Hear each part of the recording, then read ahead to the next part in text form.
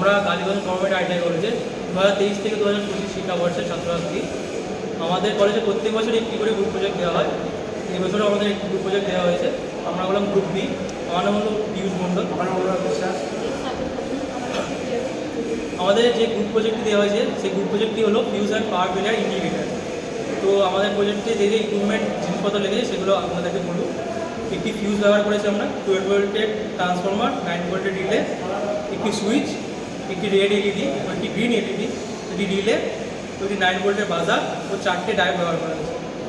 আমাদের যখন প্রজেক্টটি যখন লাইন বা ফিউজ যখন সব কিছু ঠিক আছে তখন আমাদের গ্রিন লাইটটি ইন্ডিকেট করবে সব ঠিক আছে, এবং যখনই আমাদের পাওয়ার ফেলিয়ার বা ফিউজে কিছু ফেলিয়ার হবে তখনই আমাদের রেড লাইটটি ইন্ডিকেট করবে যে ফেলিয়ার হয়েছে ও বাজারটি বাজা শুরু করবে।